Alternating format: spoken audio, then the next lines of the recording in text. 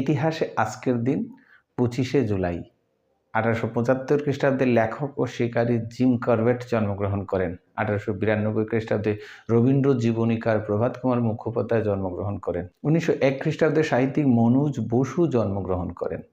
2006 খ্রিস্টাব্দে Bengal technical institute স্থাপিত হয়।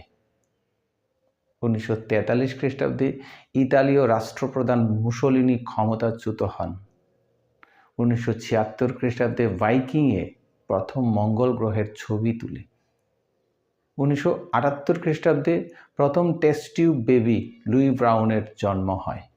1985 খ্রিস্টাব্দে স্বাধীনতা সংগ্রামী ও মহারাজা মনীন্দ্র কলেজের অন্যতম প্রতিষ্ঠাতা ডক্টর ভূপেন্দ্রনাথ বসু প্রয়াত হন।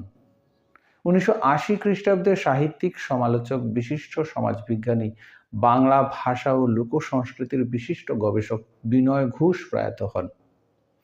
2007 খ্রিস্টাব্দে ভারতের প্রথম মহিলা রাষ্ট্রপতি হিসাবে শপথ গ্রহণ করেন প্রতিভা দেবী সিং পাতিল। এই ছিল ইতিহাসে আজকের দিন 25শে জুলাই। যারা ফেসবুক থেকে দেখছেন পেজটাকে ফলো করবেন, যারা ইউটিউব থেকে দেখছেন অবশ্যই চ্যানেলটাকে সাবস্ক্রাইব করবেন। জয় হিন্দ, বন্দে মাতরম। সবাই ভালো থাকবেন। নমস্কার।